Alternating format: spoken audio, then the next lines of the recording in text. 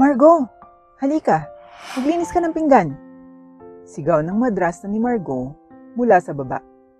Nagulat si Margo at aksidente niyang natusok ng karayom ang kanyang daliri. Tinatahi kasi niya ang kanyang mga punit na damit nang sumigaw ang kanyang madrasta na si Camila. Agad na pumasok si Margo sa banyo at ginamot ang maliit na sugat bago siya bumaba sa kanyang madrasta. Anong kailangan mo, Miss Camila? Tanong ni Margo habang nakayuko sa kanyang madrasta. Ang tanga mong bata ka. Asan ka ba nanggaling at ano bang ginagawa mo, ha? Sabi ni Camila. Napayuko si Margo sa kahihiyan, ngunit hindi siya naglakas loob na sumagot dahil ayaw nitong maging walang galang sa kanyang nag-iisang pamilya. Si Margo ay nagmula sa isang adoption home. Hindi niya kilala ang kanyang mga magulang dahil sinabi sa kanya ng mga tagapangalaga na natagpuan siya sa loob ng isang maliit na kahon nung siya ay bata pa. Hindi na nangahas si Margo na alamin kung sino ang kanyang mga magulang nang siya ay inampuan. Naalala ni Margo ang labis niyang kasiyahan nang lumapit sa kanya ang isang babaeng may blonde na maikling buhok habang siya ay kumakain sa loob ng cafeteria ng orphanage. Naalala niya kung gaano kalawak ang ngiti nito nang sabihin sa kanya ng mga tagapangalaga ng ampunan na aampunin siya ng babae. Magkakaroon na po ako ng pamilya? Naisip na Margo sa kaligayahan. Ngunit pagkatapos ng ilang taon ng pamumuhay kasama si Camila, ang ngiti sa mukha ni Margo ay nawala araw-araw. Inaasahan na mamahalin at aalagaan si Margo, ngunit nang siya ay ampunin, siya ay parang kasambahay ni Camila. Wala na akong pakialam. Maghugas ka ng mga plato, sabi ni Camila bago niya pinali si Margo. Tumango si Margo at agad na lumayo para pumunta sa kusina para gawin ang kanyang mga gawain tulad ng sinabi sa kanya.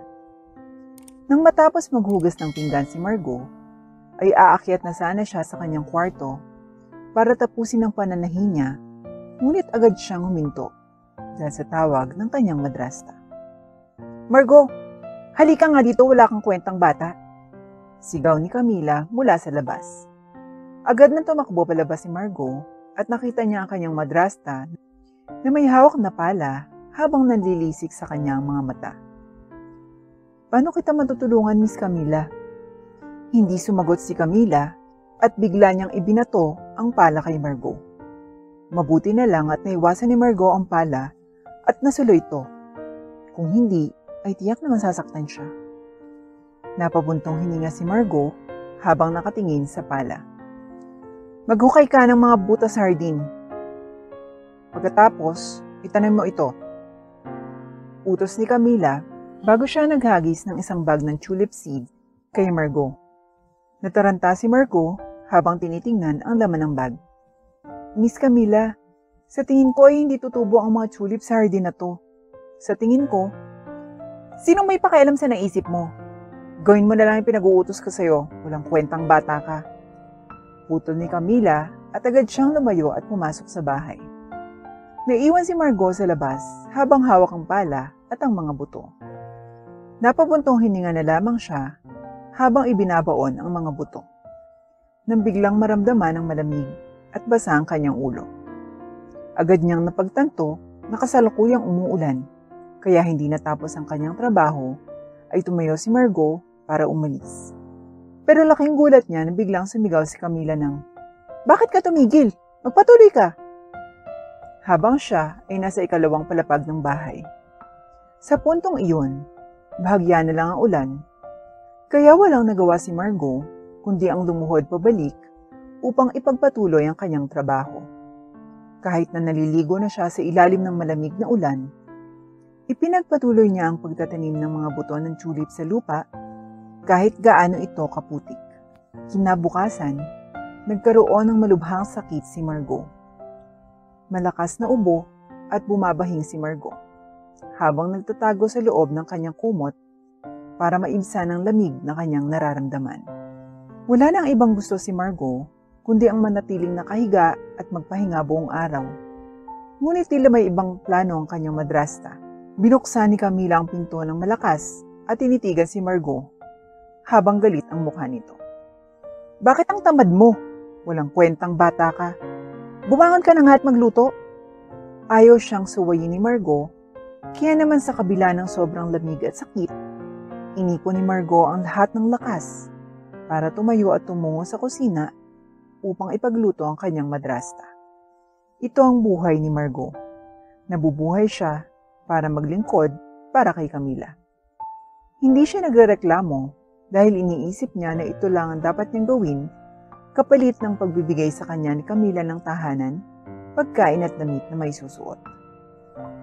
Kahit ayaw niya, ito ang kanyang ginagawa dahil ito ang bayad niya kay Camila. Kumbinsido siya na ito ang gagawin niya sa buong buhay niya, pero isang bagay ang hindi niya alam. Balang araw ay magbabago ang lahat. Isang araw, nagbabasa ng libro si Camila at uutusan niya si Margo na ipagtimpla siya ng kape. Nakaramdam ng matinding pagod si Margo dahil katatapos lamang niyang ayusin ang sirang pinto ng kwarto niya na inayos niya ng 6 na oras dahil hindi niya alam ang gagawin. Ngunit gayunpaman, kinaladkad niya ang sarili sa kusina upang magtimpla ng kape para sa ginang ng bahay.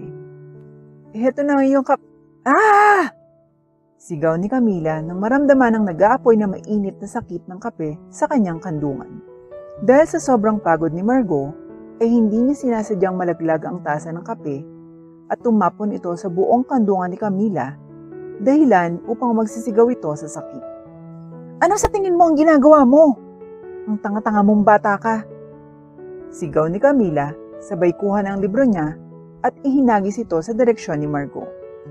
Dahil sa pagod ni Margo, hindi niya naiwasan ang lumilipad na bagay at tumama sa mukha niya ang libro. Nasasaktan siya, ngunit hindi siya naglakas ng loob na magreklamo dahil alam niya magkakaproblema siya kung gagawin niya yon. Kaya naman napakagatlabi na lamang si Margo para pigilan ang sarili na mapasigaw sa sakit. Tumayo si Camila at tumakbo sa banyo, habang si Margo naman ay naka-freeze at nakatayo lamang doon. Alam niyang kailangan niyang tumakbo at magtago sa loob ng kwarto niya, pero hindi niya sinubukan dahil alam niyang mahihirapan siya. Kaya't naghintay siya hanggang sa dumating si Camila na tunay ngang galit na galit. Ikaw, sinasadya mong gawin to, di ba? Ito ang iyong revenge? Pwes, ito ang paghihiganti ko sa iyo. Sigaw ni Camila bago niya sinampal ang mga pisngi ni Margo na sobrang sakit. Wala kang magagawa ng tama. Ito ang dahilan kung bakit ka iniwan ng mga totoong magulang mo. At ito rin ang dahilan kung bakit hindi ka magtatagumpay sa buhay. Dahil wala ka namang ginawang tama. Lagi kang nagkakamali. At ito ang dahilan kung bakit ikaw ay magiging pulubi sa kalye. I'm so out of here. Sigaw ni Camila bago niya kinuha ang kanyang pitaka at naglakad palabas. Samantala, naiwang tulala si Margo sa loob ng bahay. Nangingilid ang mga luha sa kanyang pisngi dahil hindi niya kinaya ang sakit na ipinaramdam sa kanya ng kanyang madrasta. Nanghihina ang tuhod ni Margo at agad itong bumagsak at nagsimula siyang umiyak ng malakas. Bumalik sa kanya ang lahat, lalo na ang tanong na, bakit nga ba ako iniwan ng mga magulang ko? Napahawak ng mahigpit si Margo sa puso niya habang umiiyak sa sakit.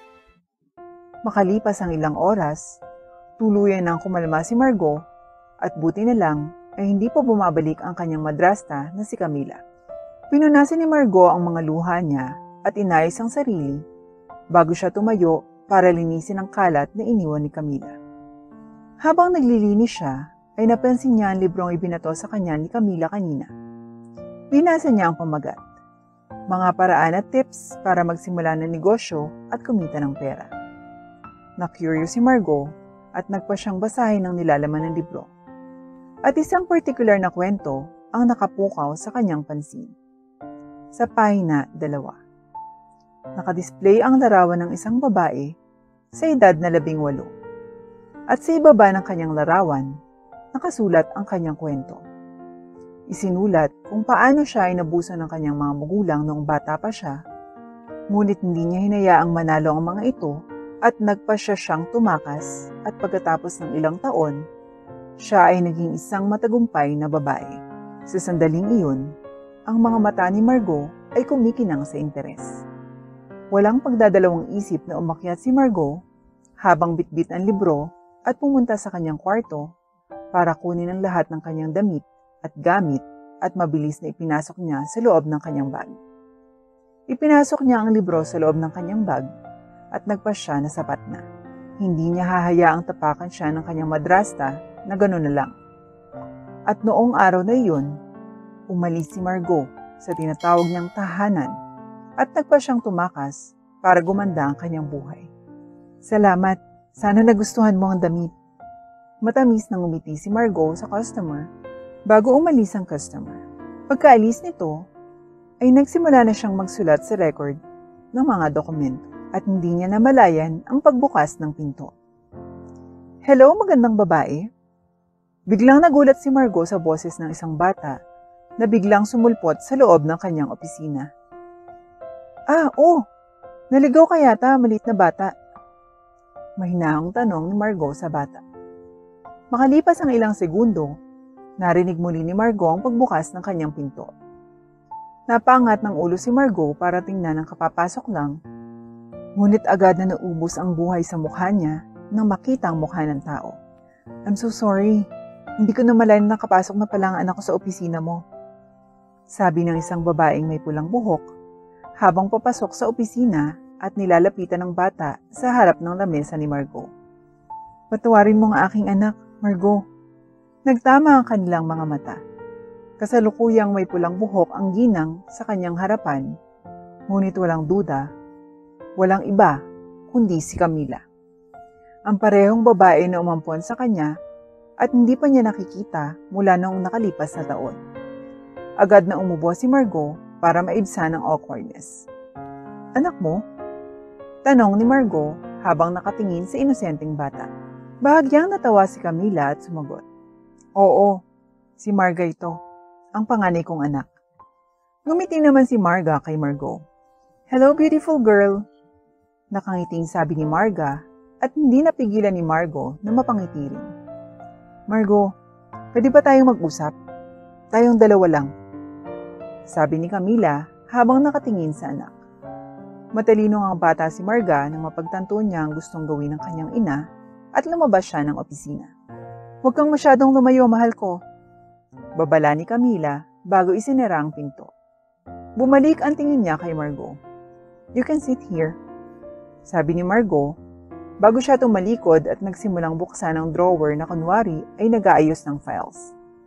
Pero sa totoo lang, ayaw niyang tumingin sa kanyang madrasta. Sige, salamat sa iyo. Sandaling natahimik ang paligid, ngunit si Camila ang unang nagsalita. Ang tagal na nang huli kitang nakita. Lumaki ka na para maging isang magandang babae at matagumpay ka na rin. Hindi sumagot si Margot habang nakatingin sa mga files. Mahal, una sa lahat, gusto kong humingi ng tawad. Bakit ngayon ka lang humihingi ng tawad? Putol ni Margot na may galit sa ekspresyon. Pinahirapan mo ako. Alam ko, at kaya ako nagsisisi. Napayuko si Camila sa hiya. Noong ikaw ay umalis, akala ko ayos na. Akala ko, wala nang nakakainis na ibang bibig na papakainin. Pero nagkamali ako. Noong nagpakasal ako at nanganak kay Marga, doon ko napagtanto kung gaano ka talaga kahalaga sa akin. All this time, I was taking you for granted. Pero ngayon, na-realize ko na naging mahalaga ka sa akin. Ako ay naging isang malupit at masamang madrasta. Pero kung papayag ka, gusto ko pa rin maging iyong ina. I'm very sorry. Please. Sabi ni Camila bago niya sinubukang lumuhod. Ngunit nagulat siya nang maramdaman niya ang yakap ni Margot sa kanya. Nakayakap sa kanya si Margot at kasabay nito ang pagpigil sa pagluhod. Ayos lang, hindi mo kailangan lumuhod. Baka hindi ko makalimutan, pero handa akong magpatawad. Apology accepted. Pinapatawad na kita. Napangiti si Camila sa payakap pabalik kay Margot. Salamat. Salamat. Mahal na mahal kita. Nanlaki ang mga mata ni Margot dito at nalaman niya ang pagbuo ng luha sa kanyang mga mata. Mahal din kita, ma.